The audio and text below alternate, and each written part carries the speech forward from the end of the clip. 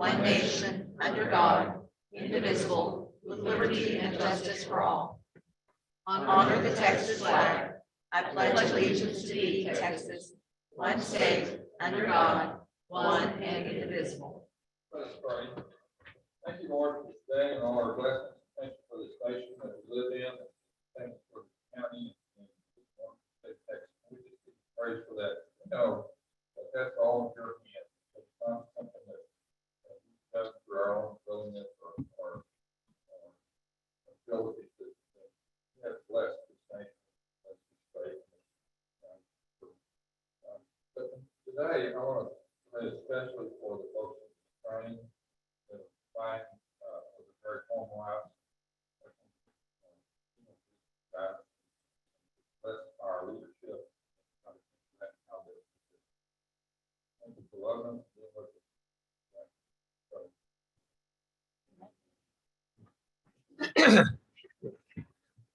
Good morning. Roll call. Commissioner Cheney. Here. Commissioner Casterline. Here. Commissioner Russo. Here. Commissioner Lava. Here. Judge Mills. Here. We have a quorum.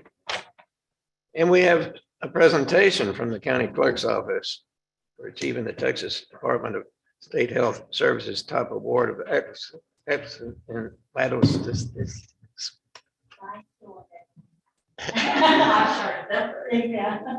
Good morning. The county clerk's office, as you all know, is the record keeper for Aransas County. And we deal with all types of records. This morning, I want to focus on our vital records.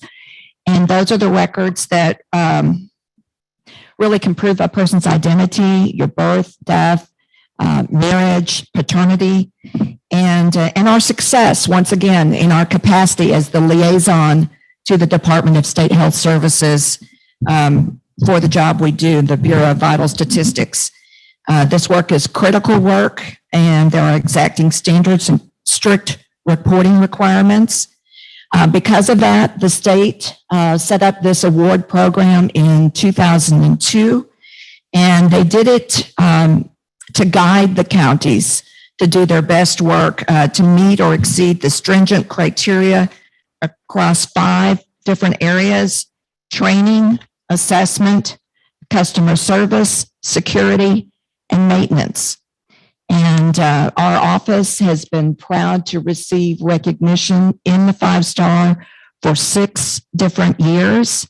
If you recall, last year I came up here and we were one of 14 of the 254 counties in Texas to win the 5-star award. And this year, I'm really proud to say that we won their top award. We just achieved the 5-star exemplary award.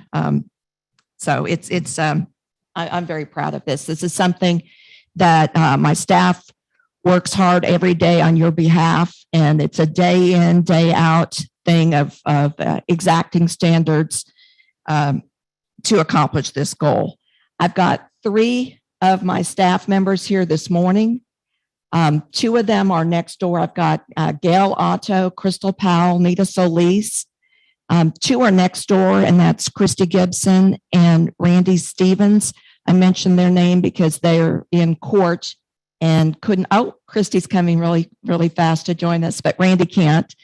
And all of the deputies in the office are involved in this award, so I want to give each of them a mention.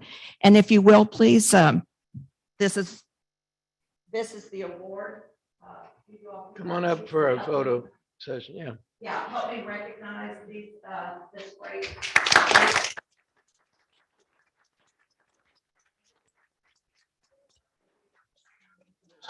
Going above and beyond record records, ensure excellent customer service, security, and data quality in Texas. It says county clerk, but you all know it's these people.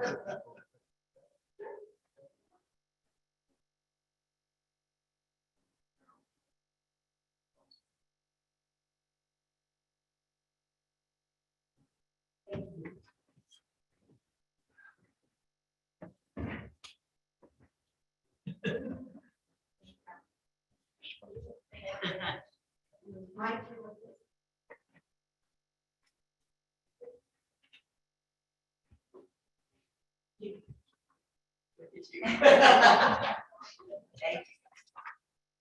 All right, well done. Next, we have a presentation from Rockport Center for the Arts, appointment of venue manager. Come on up and welcome. I'm allowed to talk, or do I still use the microphone? Okay. Hi, my name is Carla Ligon, and I started my job with the new Rockport venue on February the 7th of this year. I have been in this area for over 30 years. I have opened over 300 brand new hotels and converted over 100 from one franchise to another. And I started off my career as a banquet person in a very large hotel when I was probably 16. And that gave me the love of banquets, of conventions, mixing it with restaurants, mixing it with hotels. So I'm very thankful to have been plucked out of what I thought was going to be my last 2 or 3 years, just kind of skating through a job that I was really familiar with. And I thank Luis and Karen for that. I'm extremely excited to be part of something new, extremely excited to be part of something that's going to have an elegance that I will be grateful to sell. I have a few slides. I know I only have 15 minutes, and they promised that they would give me the, stop sign. But before I do the slides, I have not given my personal mission statement to this job to anybody yet. And I thought that this was probably a good place to start. And I hope you appreciate the thought in it. I think mission statements get a bad rap. And for me, it's just a motivator. So my mission statement is that I will be an ambassador for the Rockport Conference Center, now fondly known to me and a few others as the Rock, ROCC. And in that capacity, I will carefully steward the management of this conference center to facilitate those matches between clients and the Rock, always striving towards the right price and the right experience, and never forgetting the importance of the benefits to this community, attractions, restaurants, and businesses. Okay. Here we go. I think I have been taught effectively how to do this.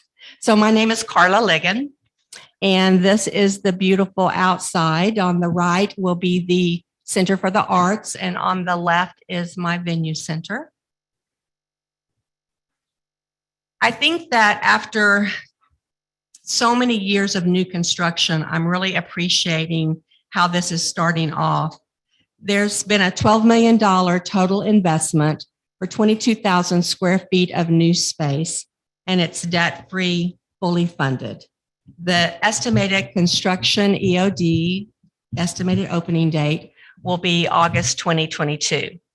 My middle son, I have 3 sons, 1 daughter. My middle son built his first house when he was 18.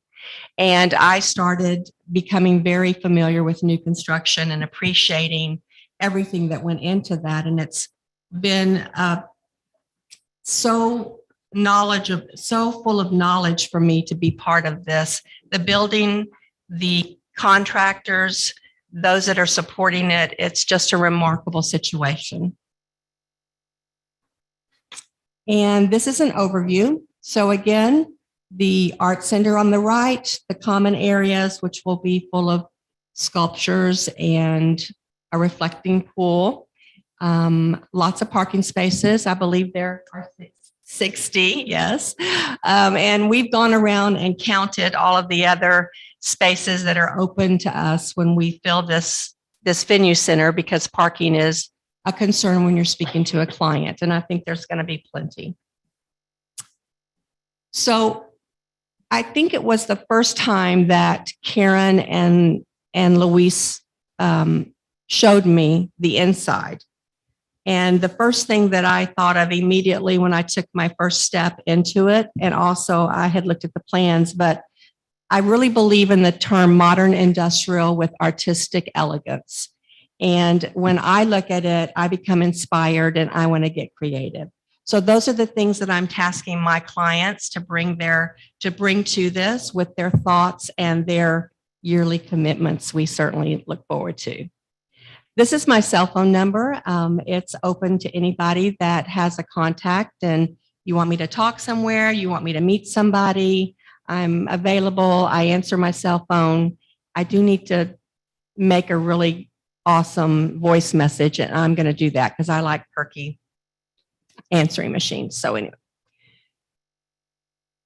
this was taken February the 21st, and I was just amazed at how it had progressed even from 2 weeks ago. So this is the ballroom. This is the inside of the Rock Ballroom, and it will have 4 breakout rooms. The conference center ballroom the whole conference center is 8,000 square feet. So between the conference center and the art center, it's 22,000 total. The conference center is 8,000, and the conference center Rock Ballroom is about 4,400 square feet and can be divided into 4 total rooms. And each of these rooms, I think, were very well thought out because they each match a certain type of business that I think will be very able to fill those spaces. I know this is a little hard to see perhaps, but I wanted you to see the different types of arrangements that can be in the ballroom. So if you use the whole Rock Ballroom, it can do 300 people theater style, 160 people classroom style, and 220 people dinner rounds without a dance floor, 180 people dinner rounds with a dance floor, and 400 people as a reception. One thing that I found when talking to potential clients is you want to be their champion. So when they look at something that'll have the square footage of each of the breakouts as well as the square footage of the ballroom, you want to always be able to say yes. So one thing I found is they might say, can I get 400 people theater style? Absolutely. Right. So this is a medium example of what the medium normal type of client will be asking for. And I'm really looking forward to booking all the usable event rental space.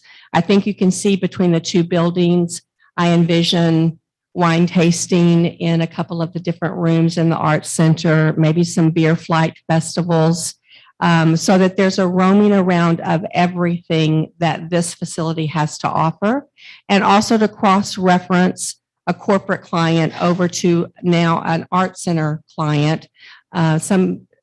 People want to be involved, and I think that this space will just create that effortlessly. So I am going to focus on company business and bookings for Sunday through Thursdays. We know that this area does very well for the weekends, and we'll have people. In fact, in San Antonio, when I went the last 3 days, I spoke to the 341st Recruiting Division in the Air Force, as well as Army and Navy. And I think that they are very excited. I have a site visit in a couple of months with them. They're looking for October and April. So October of this year, April of next year. So I have handy, for anybody that would like one, bounce back referral cards. I can email them to you. I can drop by your place of business. But what I want to happen is for everybody to talk. So I'll be scheduling hard hat tours. We've already had several. I have another one this week. If you're interested in that, just give me a call. And on our website, which we will be getting the domain a week from today, there will be a Be Inspired rental request form. So everybody that goes onto the website will be in all of my marketing information. It'll be everywhere that I can ask people to put it. And on that website, we always call to action. What's the call to action? The call to action is for you to come and visit and stay and spend your money in this area. So thank you very much. And I'm available if I have any time left for quick questions. Any questions? No, not yet. We're glad to have you here, Okay. Carla. Thank you so much. I Luis, it appreciate looks like you found the right person for this job. That's for sure. Okay. Under consent agenda. I'd like to table the minutes. I just received those and I really like to read those. And I apologize, my computer was down last week, so I don't know when they were sent out, but I'd like to make a motion to table. Second, Motion made and second, Commissioner Laubach. Roll call. Commissioner Cheney, Aye. Mr. Cashmore, Aye. Mr. Russo, aye. Mr. Law, Aye. Judge Mills. Aye. Unanimous. County reports. Make a motion to approve order 005/2022, an order the county of Aransas, Texas, prohibiting outdoor burning for a period of up to 90 days. I'll second that. Second, Commissioner Cheney. I would just like to make a statement about what I found out about this order from talking to the fire chiefs, because a lot of people asked me when I posted this item on the agenda in Facebook, what it was about, especially with all the rain we've had. What the fire chiefs explained to me was, even in fairly wet weather, we can have a terrible problem with wildfires because the fuel load has been very high, and then we had a freeze and it all died. And you wouldn't think it, but when they get out there and try to put out those wildfires after a big freeze and a heavy fuel load, there can be water actually between the rows of grass, and they still can't get the grass out. It's a big wildfire risk, and they're very concerned about large controlled burns. Not so much, household fires and cook fires, but the controlled burns really need to be brought back down for the time being. I would like to amend the motion, however, to ask that it be only 30 days, not 90. I don't think we can really predict that far ahead of time what the emergency conditions are going to be. And I would rather see it come back to the court for a vote after 30 days than 90. I believe I can lift that at any time in Yes, that 90 days. your unilateral action absolutely can be done at any time. I just like these things to come to the commissioner's court. And so I think they ought to come back to us regularly instead of making it a one-man thing. That my motion is to amend to restrict the time to 30 days rather than 90. I'll second that motion. Motion and second, Commissioner Russo. Roll call. Commissioner Cheney, Aye. Mr. Cashmore. Aye. Mr. Russo, Aye. Mr. Law, Aye. Judge Mills. Aye, unanimous. Item number 5. I move to approve the dissolution of the consulting agreement with Richard E. Beck, does business as Texas Capital Consulting. Second. Motion made and second, Commissioner Laubach. Any discussion? I brought this to the court this morning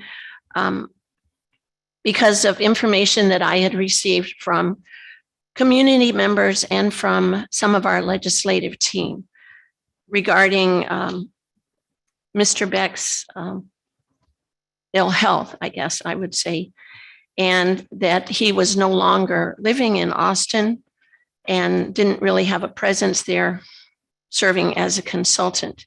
When I first came on the court about a year ago and found out about Mr. Beck, who serves as a lobbyist for us, I talked with the judge and I talked with Mr. Beck, and it was explained to me that he was serving as a lobbyist for us. And I was new and took that at face value.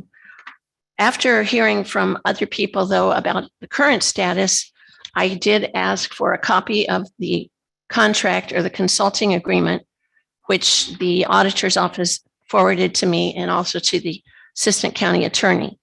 And this was signed effective July 8th, 2013.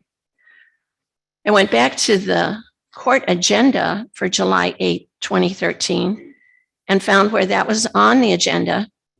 And I quote, discuss, approve, or disapprove and authorize county judge to sign a 1-year contract for consulting services with Texas Capital Consulting / Richard Beck. So I looked at the minutes because The contract itself says 2 years, and the agenda item said 1 year.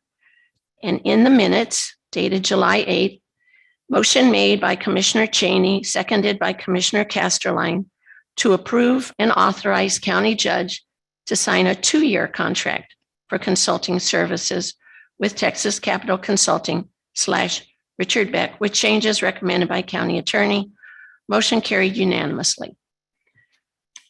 I'm not exactly sure, because I know we have Ms. Alstein now, who really is very good at finding things on the agenda and making sure that they comply exactly with what the agenda item to be discussed is. So I'm not sure how it went from 1 year on the agenda to a 2-year contract.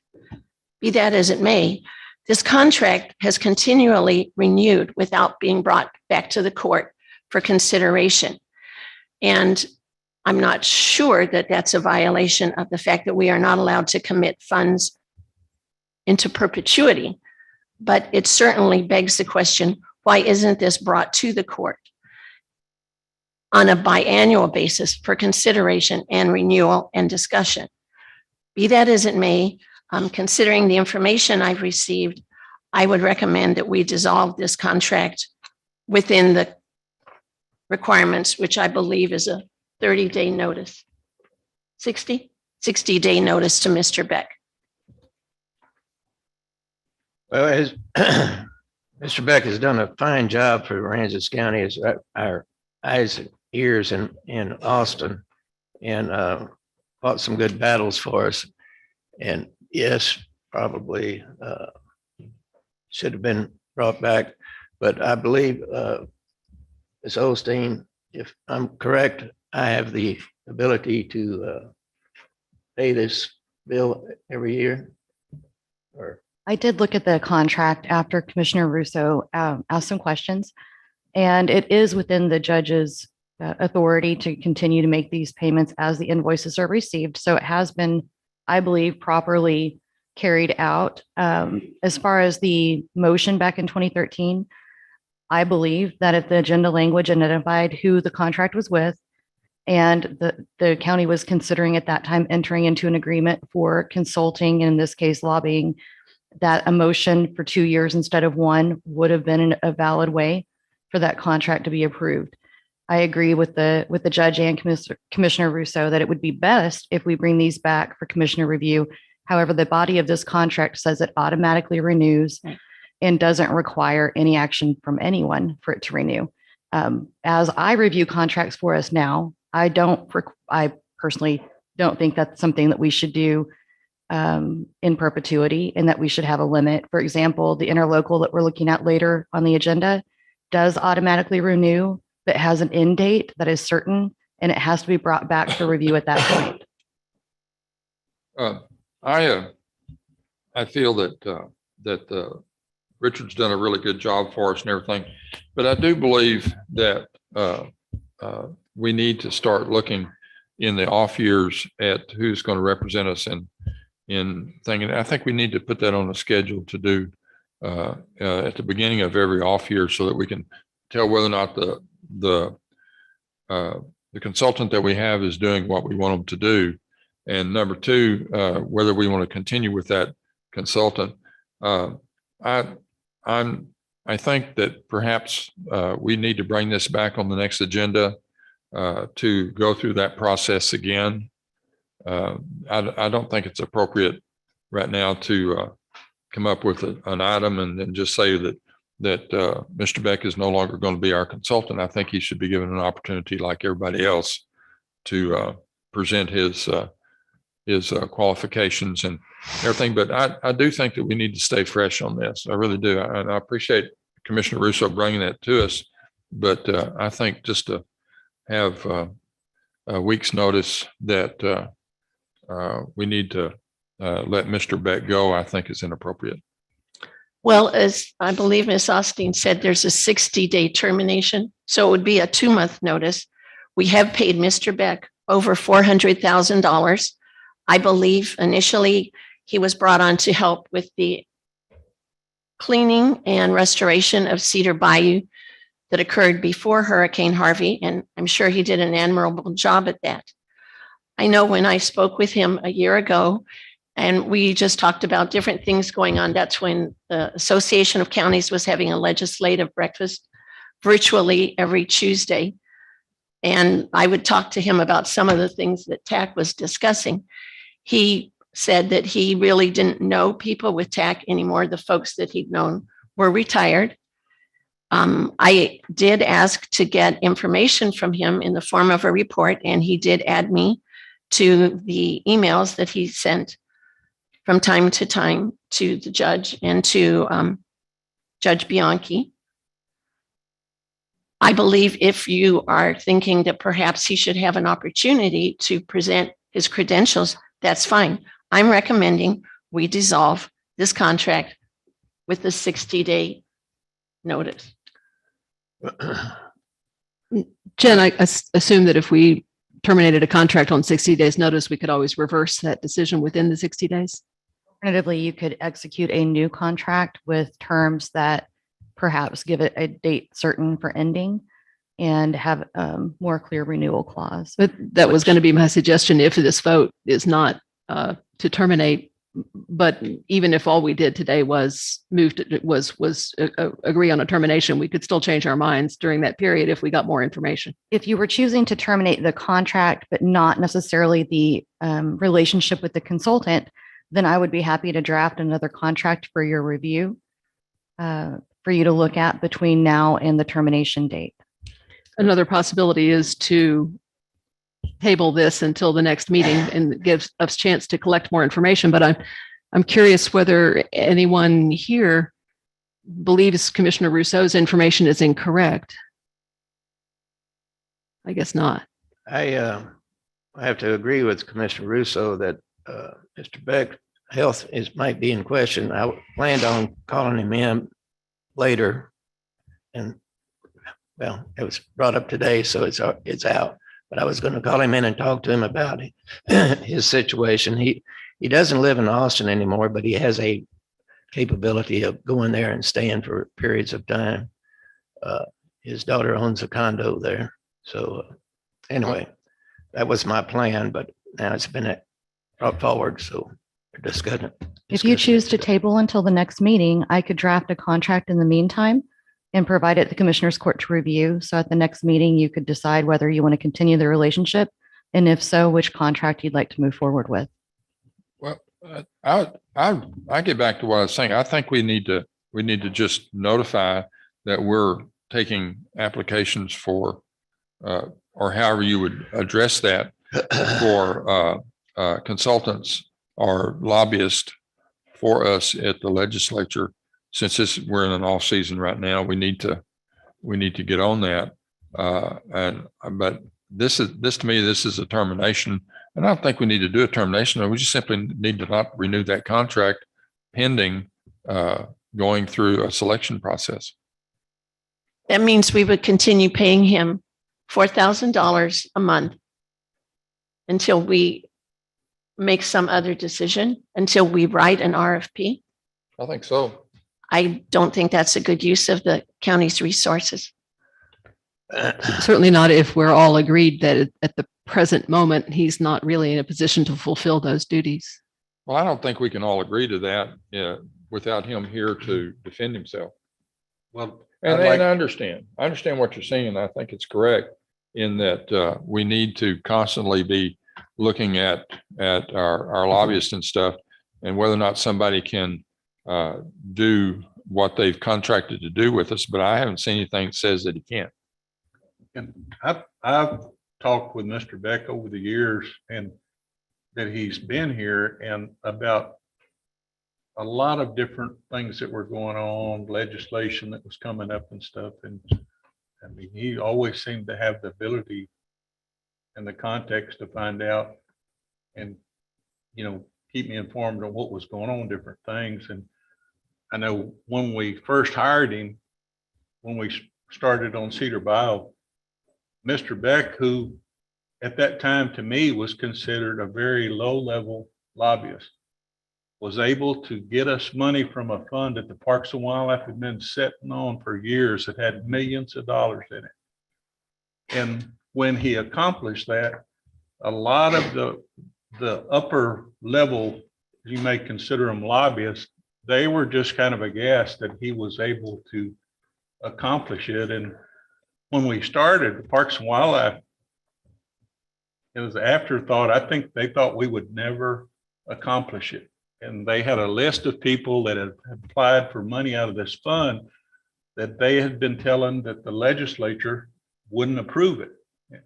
And when he accomplished that deal, basically they actually came to us and wanted to fund it from a different source because they didn't want it to come out of that fund because they had so many people that they had been turning down for qualified projects out of that fund for years. So he is a very accomplished lobbyist, much more than what people credit him with. I appreciate the fact that he has served the county well in the past. I'm talking about the future. Yeah, I mean, the incidents that you're describing, Commissioner Casterline, occurred some time ago. There's no real dispute over the services he's provided in the past. It's just that the current information is he's no longer providing the services in any realistic way. Well, The language on the agenda does not say anything about the dissolution of the contract. It just says to discuss the contract. Consider possible action. Yeah. Dissolution is a also possible action. I think the county attorney may be able to confirm to us whether we have an agenda item sufficient to support a termination of a contract. I believe that consider taking action is pretty broad, and that if the Commissioners Court voted to terminate today, that it would be lawful under the agenda language as written. The other possibility is to table until the next meeting and give Mr. Beck an opportunity to present us with information about whether he is in fact currently active and whether he is providing any services at present. Because our information is that he is not, and I don't think anybody has been able to contradict that so far. That's not to say people couldn't use more time to create a contradiction. well, you want to table it to the next meeting, that'd be fine with me, but either way. I think that's appropriate. It's not going to hurt to wait another 2 weeks. Then I move to table. I'll second that. Motion made and seconded, Commissioner Cheney. Roll call. Commissioner Cheney. Aye. Commissioner Castro. Aye. Commissioner Russo. Against. Commissioner Claus. Aye. Judge Mills. Aye. 4-1 against. Item number 6. I move to approve the negotiated contract for the construction of the Aransas County Courthouse between Aransas County and Teal Construction Company in the amount of $23,615,000 pursuant to the Commissioners Court Resolutions number R34/2021 from December 27th, 2021, selecting Teal Construction Company as a successful bidder and awarding the contract. I'll second that. Motion made and seconded, Commissioner Cheney. And there you go. This is a follow-up to the award from last in December. And so the contract has been negotiated and we're ready to go, ready to get started. Again, I have to commend Ms. Osteen. I think she completely rewrote this contract. So a good job for Aransas County. Pretty much. Jen, I have a question on this package that is the one that lists the standard form of agreement between the owner and the contractor. Mhm. After you finish the AIA paperwork, and then you get back to section 008000 supplementary conditions, are those your changes that you're recommending? Yes, Commissioner. The supplementary conditions are traditionally where you put revisions to an AIA contract. Okay. Because it is put out and copywritten. So you've got to be careful about making revisions. So you look there, you'll see the first portion are changes that I made to A101. Some of them were suggested by our consultant Broadus, but the vast majority, I think, came out of my brain. Also, the second section are the revisions to A201. And then following that are the clauses required by state law and then additional clauses that we've requested and required. Okay, and has Teal agreed to those changes, or we're presenting this to them? It's been negotiated. All of those changes have been agreed to. Okay, thank you. Thank you. And I will say, this was quite a bit of reading material. All right, any further discussion? Roll call. Commissioner King, Aye. Commissioner Castro, Aye. Commissioner Russo, Aye. Commissioner Lava, Aye. Judge Mills. Aye, unanimous. Item number 7. I move to approve the interlocal cooperation agreement between Aransas County and the City of Rockport, Texas for prosecution for the Aransas County Attorney's Office to provide municipal prosecution services for an annual amount of $25,000 with automatic renewals until December 31st of 2024. Second. Motion made and second, Commissioner Castleline. Any discussion? I had a question. Does this also include the town of Fulton? No, Commissioner, this is just for prosecution for the city of Rockport. Okay. And this is a first time agreement. As far as I know, it may have been done in the past, but not in the recent past. So this is in the municipal court to offer attorney services to the municipal court. Yes, traditionally, the city attorney has provided municipal prosecution services. When the city lost its longtime city attorney, she did continue to prosecute for some time. During COVID, their current attorney, who's out of San Antonio, began prosecuting as a temporary solution, but it makes sense to have someone local perform Right. those services. And since our office is already providing all of the other prosecution within the county for the most part, and our justices of the peace are also the municipal judges, for efficiency's sake, it makes sense for our office to do the prosecution here as well. Okay. Jen, I had a question. In the last part of the background statement, if the agreement is approved, this is from Amanda Oster. I request that I be allowed to utilize the funds received from the city of Rockport to compensate office staff members who will be assigned to perform the additional work. And my question is, how will this be accomplished? If the staff are hourly, will it be as overtime? Or if they're salary, will they receive a stipend for accepting municipal court duty? Thank you for the question. The plan is that any of the staff members who are assigned this workload, that their pay be increased to a portion of that 25,000. For example, I don't know what Amanda's numbers are exactly. I'm sure she'll present them to you, but the 2 attorneys that would share that extra workload, we would probably have our municipal prosecution go with the misdemeanor prosecutors. So if one is absent, the other is available to fill in. They would be getting a little extra in their annual compensation that would be divided over the 26 pay periods. As far as the hourly employees, they would receive an increase in their hourly rate that would equal also a percentage of that $25,000. And what would the hourly staff members be as far as their job classifications? Right now, it's a paralegal that would be assigned to work with them, and then perhaps also an administrative assistant. It'd be important to have those staff members involved to coordinate with the municipal court manager, municipal court clerk.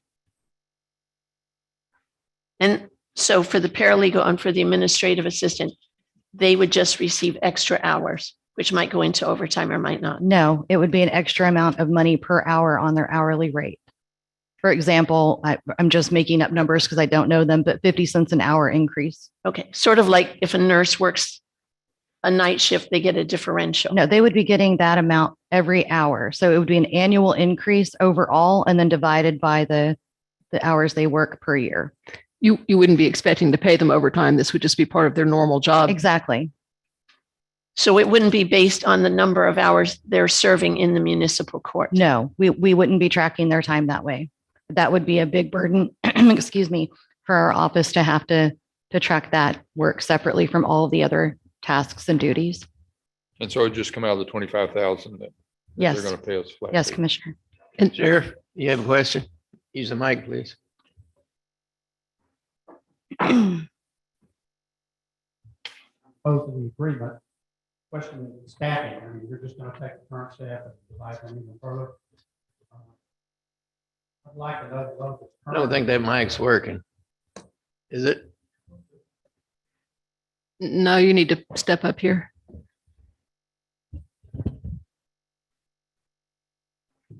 I did ask the county attorney's office over the weekend to confirm that they had additional staff that they would be able to support this extra work with on the 25,000. That's my question. Was it going to involve additional staff? Or are we going to divide the current staff and stretch them out even further than we are? We're looking Well- at a backload. I mean, I've got people in jail that have been here on bench warrants for 90 days. Well, Sheriff, I would ask that you visit with Amanda about that. As far as staffing, we've been short an attorney since last fall. We have just hired a new attorney who is beginning this month. So we do not anticipate that there will be any problem. In fact, we should be able to take on even more than we have been. As you know, during 2020, the office was very short-staffed. And starting last year, when we all got here, we've been playing catch up. And also additional trial dates are supposed to be added this year that should help clear up backlog. Like I said, we're going to 16 trial dates rather than the 12 and 13 that we had. That's And correct. I appreciate the fact that you've been understaffed, and that's the point of my concern. But is we're that not taking anymore. on additional duties when we haven't been able to meet what we had already committed to. And I'll just reiterate, please visit with Amanda. But we will be fully staffed this month officially for the first time since I think last October. And Ms. Osteen, didn't you say that this was going to be handled by a paralegal, not an attorney? No, sir. It would be handled by, during trials, it would have to be handled by an Oh, attorney. Okay. And we have two misdemeanor prosecutors that would take on the extra work. They only have trials, I think, twice a month in the city of Brockport. This isn't a huge workload to take on in addition to what we already have. And Amanda did respond to Commissioner Laubach's question and did assure her that she believes our office is capable of handling these additional duties. And should it become clear that $25,000 is not sufficient to compensate the office, that she would request an increase from the city of Rockport at that time. And this does end no later than December 31st of 2024. All right, any further discussion? Roll call. Commissioner Cheney, Aye. Commissioner Castro, Aye. Commissioner Russo, Aye. Commissioner Lava, Aye. Judge Smith. Aye, unanimous. Item 18, or 8, sorry. I move to approve the adoption of Resolution R 07-2022, awarding a bid to Allstate Tower, Inc. for the Rockport Volunteer Fire Department Radio Tower Project in the amount of $422,742, with project funding being provided by the Community Development Block Grant Disaster Recovery CDBG DR 20-065-098-C270 grant funds allocated to Aransas County by the General Land Office. I'll second that. Motion made and second, Commissioner Cheney. I'll just point out a couple of things. Well, go ahead, John, you may No. cover what I was going to say. This company was awarded the contract because in January 9th, we had 3 bids. The first bidder was insufficient, did insufficient paperwork. So this is the second bidder, and they've done a complete job on their paperwork. So they're being awarded this contract. The fire chief asked me to confirm a couple of things which you have done over the weekend. One is that the bid, that the Allstate bid, like the Western bid, clearly provides for the extra bracing required for both an emergency tower and a high wind load area tower. In the bid documents, the documents clearly state this is an emergency radio tower. So that is a given. This is a design build project. In other words, they're building it, they're designing it, and they're going to build it. So we're covering those things. And the other thing they asked me to point out was that it does cover all of the emergency services, not just Rockport VFD. We just call it Correct. informally Rockport because that's who we first talked to Now, about it. when we met with Aransas County Emergency Services, all of the departments there, including Sheriff's Office, Police Right. Department, so on. So everybody's getting something on the tower. Sheriff, you want to add to it?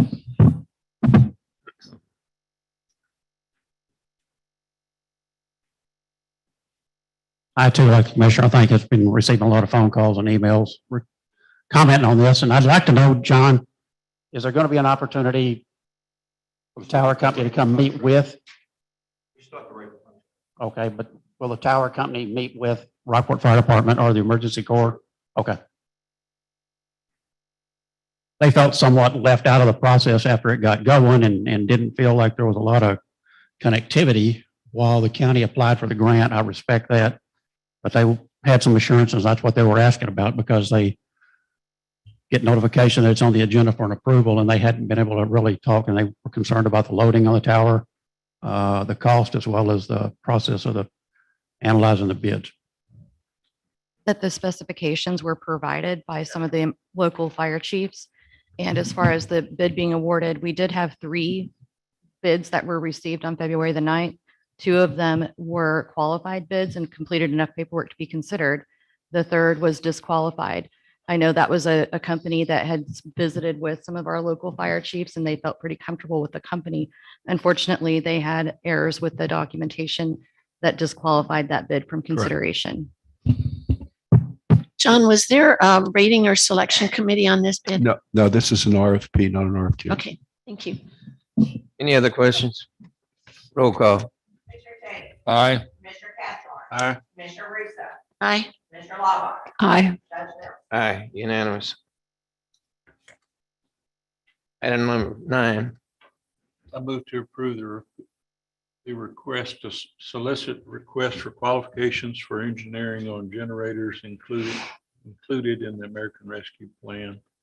I'll second that. Motion made and second, Commissioner Cheney. Any discussion?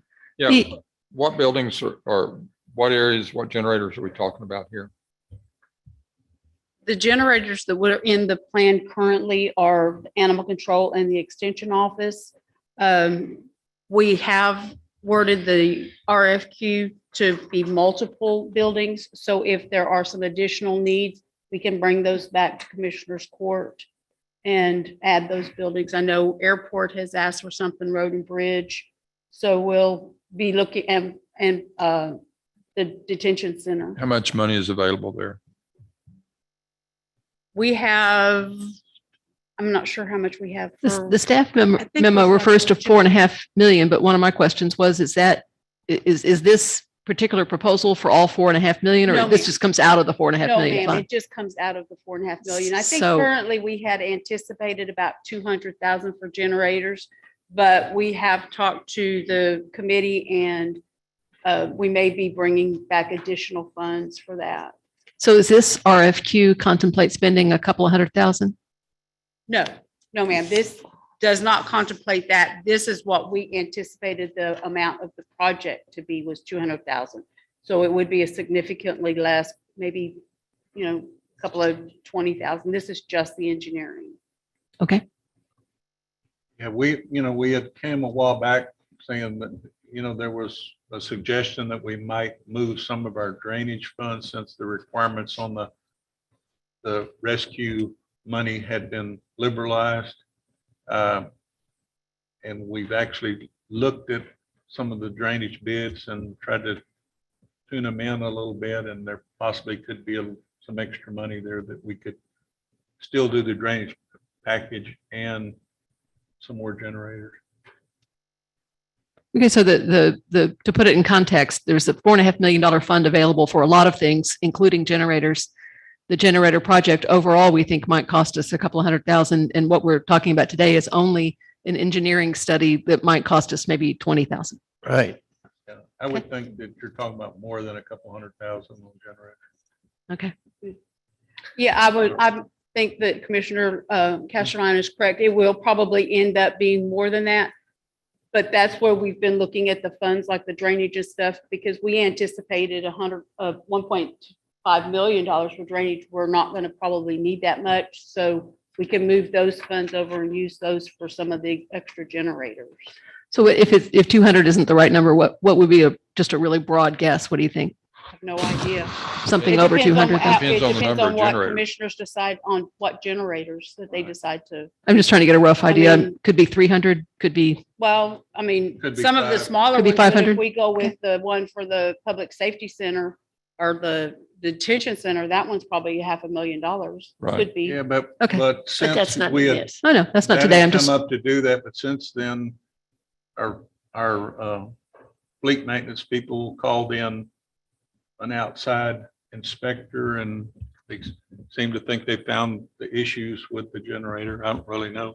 I mean, I know we don't decide this issue today. I'm just trying to get a heads up on what's coming. We may not, it may be too early to give me a number. Right. I mean, once we get the engineering done, then we'll kind of know what the needs are and what the estimated costs will be. But several 100,000 anyway, a big chunk of At money. least. Okay.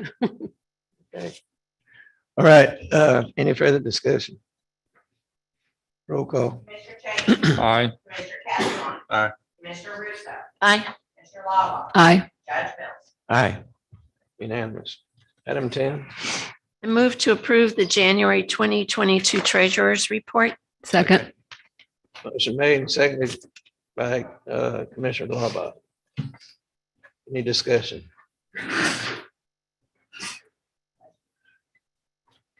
All right, roll call. Commissioner Cheney. Aye. Commissioner Castro. Aye. Commissioner Russo. Aye. Commissioner Lala. Aye. Judge Mills. Aye. Unanimous. Item 11, Move to approve resolution R 06-2022, a resolution acknowledging the broker dealers list as being authorized to provide services as required to Kansas County. Second. motion made and seconded, Commissioner Laubach. Any discussion? We're not changing the list. No, I'm adding a person, Gilbert Ramon with Hilltop Securities as another broker, and as opposed to redoing the whole investment policy, we do it in the form of a resolution with the exhibit.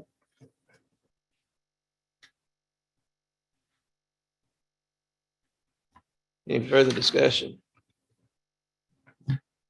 Roll call. Commissioner Cheney. Aye. Commissioner Castro. Aye. Commissioner Russo. Aye. Commissioner Lala. Aye. Judge Mills. Aye, unanimous. I move to approve the January 2022 auditor's monthly report. Second. Motion made, second, Commissioner Cheney. Any discussion? Yes, I have a question, please. On the page that is the FY 2021, 2020 to date election comparison report for the JPs, district clerk, county clerk, and sheriff. I know that we approved some rate increases in the fees that could be collected, and I'm wondering if you could remind me which of those offices had rate increases? Didn't we? County clerk had asked for some additional fees and stuff. And I tell you, if they're in there, they will be in there if they are collecting them. Yes, ma'am. And the district clerk's office, Pam, are you here? Did you increase an archive fee or something? For that, there was a statutory thing. Basically filing the board $770, so that's where those fees are. But, Okay. For the criminal fees, which is what we're usually looking at, election, so as I recall.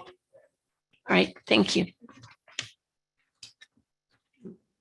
Wait, Any further discussion? yes. I have to turn to the page. On the page talking about the grant projects, Yes, ma'am. I'm looking for a number. If it has a number, it's too tiny for me to see.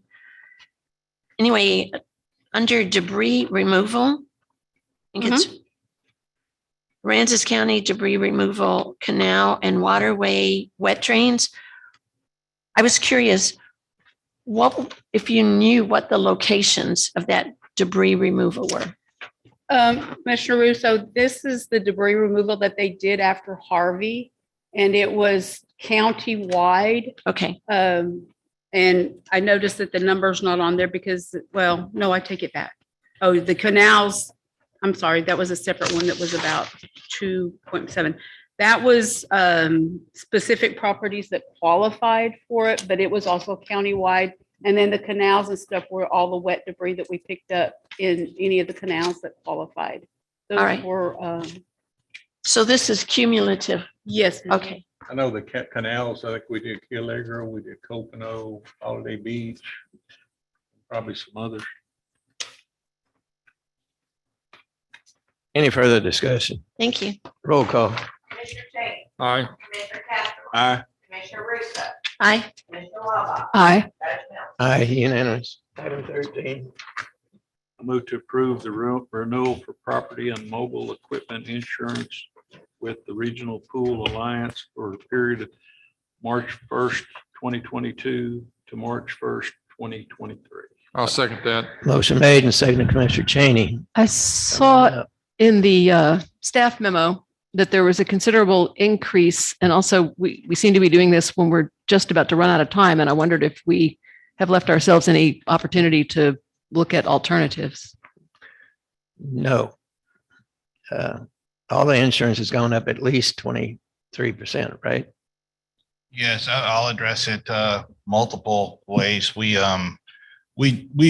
is not our first meeting. We have been meeting over the last couple of months talking about alternatives and all the options, because we never want you to feel that we come last minute and put you into a box. So I want you to know that we have had multiple meetings with Jackie, with the judge, with different people in different meetings, but talking about what options are out there and what steps could be taken to look at other options, because this coming in at the last minute is, while we wish we could have everything 30 days before, when you're taking a massive, complex, large value with many, many layers of insurance, you want to wait until the last minute until you have all those options come in, because if you pull the trigger too early, you more than likely are leaving a lot of options on the table that would bring down the pricing. And when you're talking about this kind of pricing, it could be significant. So I would recommend never waiting to see this and then deciding if you want to take action. Decide if you want to take action to look at other things before you ever see this, would be my comment. But we have to vote today, and all those discussions occurred without us. And so I need some information about what alternatives we considered, so that I know that when I vote today, I'm not just buying a pig in a poke. So 3 months ago, we met because we wanted to explain that in order for us to bring other options to the table, we cannot bring other options unless there is an RFP or a bid, because that's required. And we can't, even if we brought other options, which usually we can't, because most companies will not provide options when there's not an RFP or a bid on the table, because they know that they cannot be exercised. So that was what we spoke about, was that there would need to be an RFP or bid for us to bring other options, because we never want it to appear that we're only providing you one option. Other options out there obviously are other interlocals or things like that may not require the bid or RFP process. I think what I'm hearing is that there were good reasons not to do an RFP, and without an RFP, we couldn't consider alternatives. But am I left hearing that I have to vote today without any alternatives because there was no way to consider them? Well, no, if you would have RFP'd or bid, then there possibly could have been other alternatives. However, I'll go over, the discussions that were had during that process. How do we decide that we should not, for instance, do an RFP? That may be obvious to you, but I just don't know how the process works. Well, to be clear, we are simply the agent, so we don't decide whether the county does an RFP and or a bid. So right. I mean, you may not have heard the discussions, and you may not be the person who can answer my question, but I have to hear the answer from someone. Commissioner Lopau, we had talked about actually looking at TAC, the Texas Association of Counties insurance. I have to apologize. When we decided to do that, I got sick and did not have the time to get it together. They do not have the coverage that we have. I do have a representative coming to talk to us before next year, because it will be something that we do next year. It's very extensive. It's very time consuming, but we will actually have it to bring to Commissioners Court for next year's renewal. Not that we're going to find anything better, but at least we will look at the different options. But it's really, I'm taking the responsibility. I got sick and was out the better part of 2 weeks, which would have been the timeline that I had to look at that after Commissioners Court had talked to us about it. Well, so, I mean, I think I just need you to reassure us that you've looked into the alternatives. And as of right now, this is really the only way we can go forward. But you may want to look at it again next year. Yes, ma'am. This is the best opportunity we have. It's the best insurance we have, and not saying that it won't be cheaper, but we won't have the same level of insurance that we've got. And I can't speak to alternatives. I just wanted to go over that we didn't just show up at this last minute. I wanted to assure you that we showed up and had multiple conversations about, because although it's not our job to bid or RFP, we always want to come and talk about it and make sure everybody is aware of the need to do so, because if not, we don't want to show up and somebody say, why didn't you bring a list of alternative options to the table? We talked about the process, and we even talked about other places that you can go outside of us that possibly can provide you options. While, don't get me wrong, we appreciate you. We appreciate doing business with you, but we want you to get whatever is best for the county. And if that's us, that's great. If it's not, that's perfectly fine with us as well. Is talking about the market though, there is an increase. The increase is not unexpected. So I'll first talk to maybe the general marketplace. We just spoke to a big group of business managers prior to even knowing what we were going to get here. And I will say that every forecast that we spoke about that came out in fourth quarter of last year was right in line with the increase that we received here. There was very little positive going on in the insurance world that gave us much hope for anything better than this. And they really broke things down into three categories. They had non-cat exposed, cat exposed, cat exposed that had been exposed to losses. And nobody was privy to the expectation, or nobody was given the expectation of decrease. It was only how much would the increase be. And the article was actually written, I've found a bit humorous in a positive light, that the increase shouldn't be expected to be more than it was the year before. So that was good news. Only an insurance article would that be good news, but it was. Let me stop you for a second. When you say cat exposed, does that mean exposed to catastrophic loss? Yes, catastrophic loss, exactly. And so they gave the ranges of what they expected. And of course, every prognosticator has a different range, but they were all within a pattern of this range for non-cat, this range for cat exposed, and this for cat exposed with losses. And it was interesting that it went on to say that, for non-cat, they were actually a little bit more positive. Does cat exposed with losses mean you're exposed to a catastrophe and you have a history of recent losses? Just means, yes, you've had some recent losses. So us in Florida, they had Michael, Louisiana, Lake Charles, with the multiple hits and all the rest of it. And so the increase, while not desired, was exactly in line. But we took some other steps. We had some requests for other entities that were going to the legislature to talk about things like recapture and comparison of inland versus coastal rates and things like that. And we do this anyway as we get to this period, because while we can never say that there's not a company out there that will buy business tomorrow and lower a rate for a year, we can get a very good idea of where the pattern is. And what we like to see is, are we within the pattern, or are we somehow way outside of where that pattern is? And of course, that would be cause for concern. And in those meetings about RFPs, bids, looking at other options would cause probably a, increase in urgency. When we inquired of multiple large property, since that's what we're really talking about today, to give us a range, we were given that in the private market, if we were to go out and play standalone, you look at a range of around 1.2 to 2. And at this point, and that's a rate per 100. And at this point, even with our increase, we are below the bottom end of that range. Not much, but below the bottom end of that range. So we are in the pattern. We would love to be able to go out and just get sample quotes to compare, but because of the large schedules, the complexity, there's nobody that would actually do that work for fun to just give us examples. In the past with TWA, once we had properties in the system, every year you could hit a button, update, and kind of get an updated rate, which was a nice comparison. You can't do that anymore. They took that ability away on the system, I believe. But so what we do is we will go in, take some properties, do some rating, and try to get some examples so that we can kind of compare and see where things are. That was actually done on another entity within the county on their structures, and the cost for TWA, which is just wind, just the wind portion of the coverage. And this is property and wind and a lot of water coverage as well. The cost for just the wind on those buildings was more than the entire cost of the contribution to the pool within this program. So we took that, we did some samplings of quoting for buildings, randomly got the same result. So when we looked at that, and then we looked at the range we were given overall from very reputable large property brokers, of that 1.2 to 2, and saw what we felt very confident that not only were we in the pattern, but we're probably in a pretty good place. And remember, all of our comparisons are only wind or wind with property.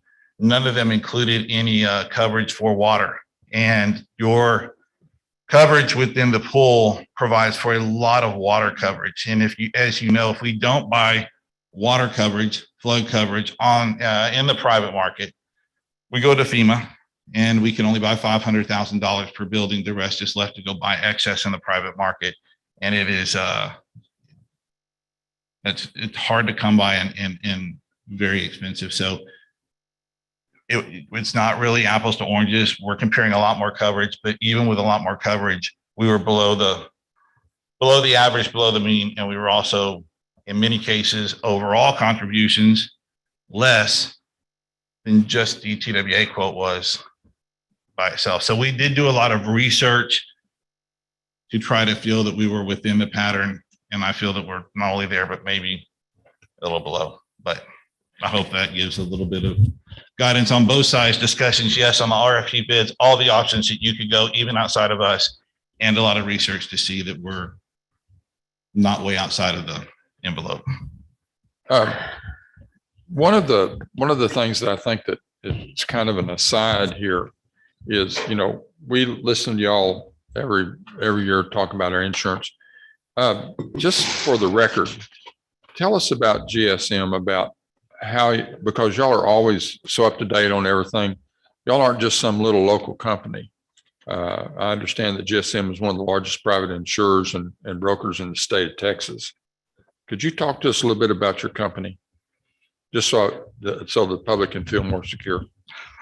I'll tell you about our company, and everybody can make their own decisions as to whether it makes them feel more secure. But we're a family-owned firm that's been in business since 1923, I think is the official number we use. I've been told that it goes back further, but nobody can specify the date. We are family-owned. We're multi-generational. We do business throughout the state of Texas. We have multiple offices that range from Houston across to West Texas and south. We kind of stay south of the Houston, West Texas line across Austin, San Antonio. And in that region, we have offices from the valley up the coast to Houston, as far north as we go. We are a part of a larger group that the conglomerate is what is rated as the one of the largest private insurers, privately held firms in the U.S. and I think top 50 in business. But that is just a conglomerate, and So the point is, we're not getting one person's opinion on anything. We're getting a group. No, and in fact, I will tell you, I spoke to the judge and to Jackie and Commissioner Casterline when we met. I made calls to one of our partners in our conglomerate, who is one of the largest brokers in the Galveston area. And I called because many municipalities up there are theirs. And we compared notes. And I said, we talk a lot about what's going on and where to go and what to do. And I knew that he had an issue with what we're seeing now. We have a lot more companies departing the coast at this time than we do running into the coast to help us out. And a long-standing carrier that often filled our fire gap when we broke the fire and then added wind separate was departing. And he begged him to stay, and I didn't hear the end result. So I called him on the way to another one of these meetings, and I said, could you tell me the ending to that story? And he said, yeah, I can. He said the premium doubled, and so did the deductible, and it went to a different carrier. And he said, we even went back to the private carrier and said, please, maybe just raise your price, stay on it, and was unsuccessful. So, and when we're talking deductibles, I believe these deductibles were in the $500,000 range. with hundreds and hundreds of thousands of premium. The increase wasn't 20%.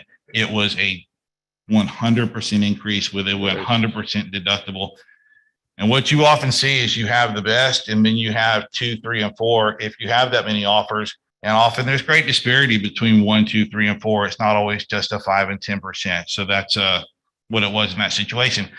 The only point of that story is, yes, do we rely on only our own knowledge and network? No, it takes an army, and we're constantly communicating to see what other people know and what battles they fought that may help us as well. So it's a lot of communication that goes on. Travis, I have Yes. a question. Yes, ma'am. In the notes that were on the agenda memorandum, it said, as you mentioned, that the Association of Counties was contacted for a quote, but they needed 10 years of loss to provide the quote. Is that the information that our office would have given them, or does TAC go out and get it? And they said they didn't have enough time to pull 10 years. I was just curious, who was responsible for pulling that 10 years of loss record? Travis, can I answer that? I was under the impression I would have to get a hold of Kathleen to get that. And as I said, I got sick. Right. But I did speak to Lauren from the office, and she told me she would be able to get that. So next year when we get ready, then I do know where my contact is to go ahead and get that. Great. Thank you. I am inclined to think that I need legal advice on this, and I note that we're going into closed session again. I wonder if we could delay this vote until after we've had a chance to consult with the county attorney's office. It's not that I have any quarrel with what you say. I don't have any basis to dispute it. It's just, I want to make sure that we're making a decision on an appropriate record. And if counsel and the county auditor are on board, I can be too, but I really would like to talk to counsel. Jackie and I have met with the judge, and also I was in a meeting with Mr. McDavid.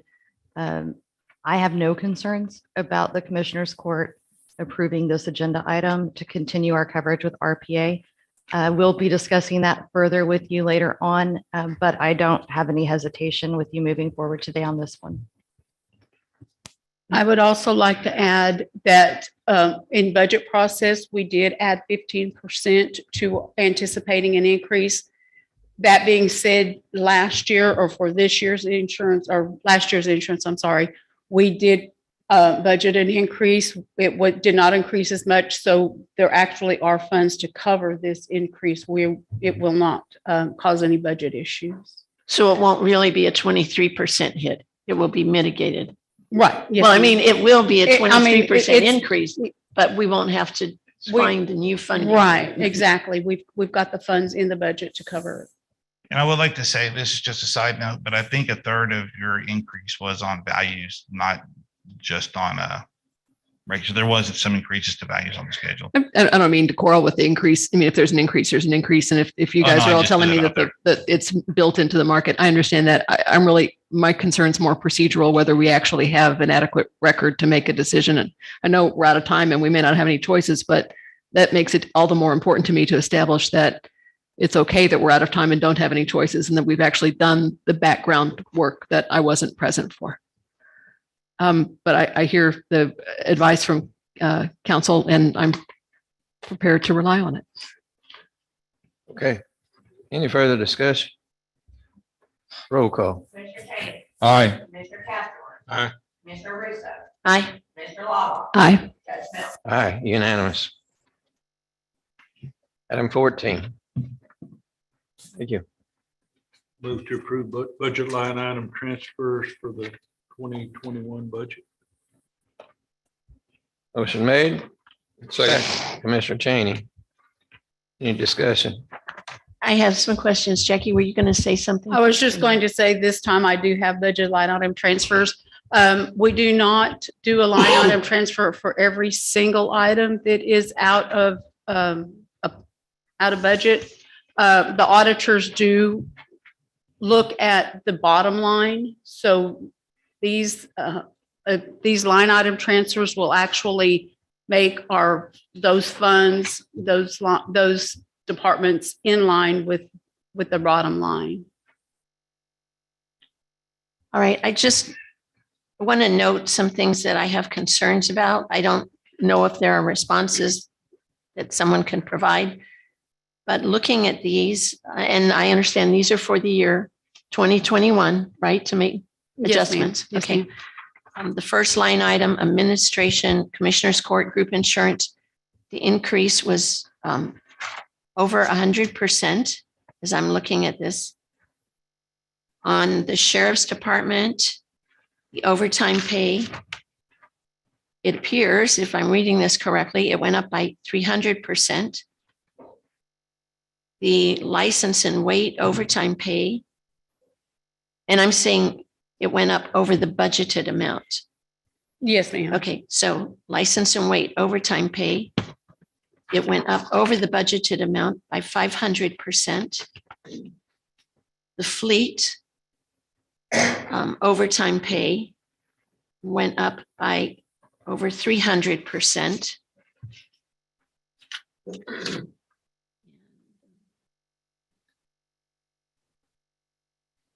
For some reason, in corrections, the decrease was substantial. They budgeted 40,000 and they reduced it by 32,000. So that was nice to, I guess, nice to see something. Well, that, I'm sorry to interrupt, but Go ahead. that is what that line item is for. It is for any of the adjustments Okay. for salaries. Okay, I'm just concerned that so many were really off the mark. With the overtime, I'm sure the sheriff can speak to some Okay. of it. Some of it was Stone Garden. Some of it is COVID. People, they were very, very shorthanded. Some of it was just staffing shorthanded. And fleet, so David And can yes, and respond to fleet, that we did have perhaps. someone out also. Or Renee. We asked multiple things in the sheriff's office, and a lot of it had to do with the pandemic and the staffing shortages as we had people out with COVID. Part of the budgeting process and accounting, she touched on in Stone Garden, while we charge the overtime there, then it's a reimbursement through the Stone Garden grant. In the past, we've done it one way and then we've done it the other. And a lot of times that was adjusted on a monthly deal to where it, at the end of the year, you weren't looking at this as an overtime overrun, but the fact that it was reimbursed because that's all that Stone Garden pays for is overtime. Right. And question did come up a couple of weeks ago about approval of the newest grant, which won't kick in until year after, in the amount of, was over $800,000, and that's shared with the city as a friendly force. So our part of that is about $400,000, and some of that goes to equipment, but most of it is for overtime. So you're looking at $300,000 in overtime, which allows you to multiply your forces on the street. Looking in an interdiction for the 4 items that are moving to north and to south, but it's paid for by the federal government and Homeland Security. Thank you. And as the sheriff just touched on, it is a reimbursable, so it's very possible that at the very end of the year, we were not getting the reimbursement till January or February. So it's kind of overlapping. All right. It's not a Who can- reimbursement until it's a reimbursement. Who can talk to us about the fleet changes? David, is that you or is that Yeah. Renee?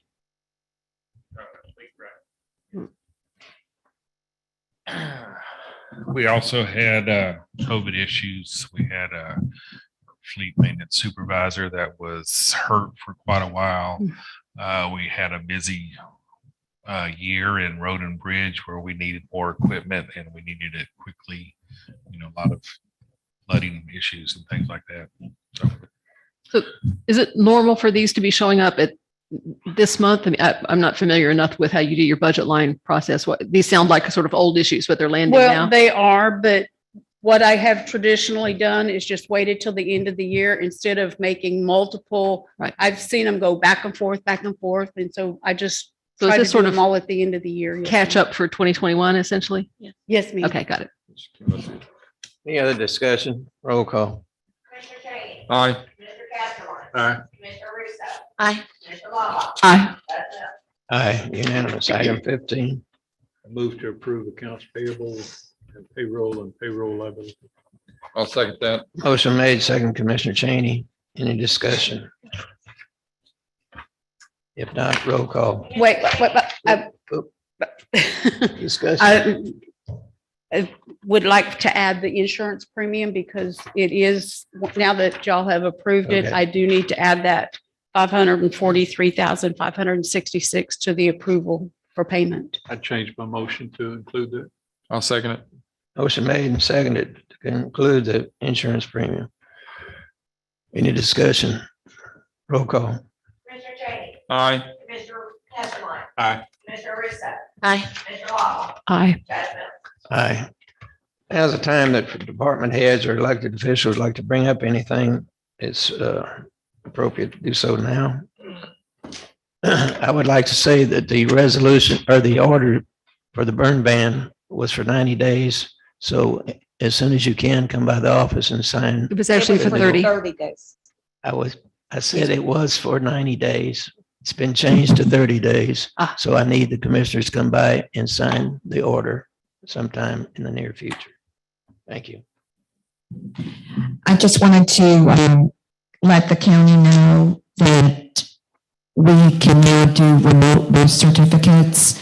We've apparently there was something that happened after Harvey and the moves that caused us not to be able to do them. And I think it also tailed on with COVID with field service reps and people in DSHS working remotely. But as of last week, we got notification that we are eligible to do this again. So I'm very happy.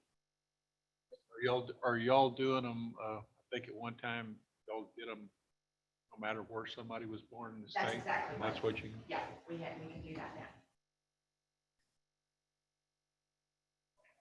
Anyone else? All right, that being said, we're going to go into closed session. Is it gonna be, should it be a long session?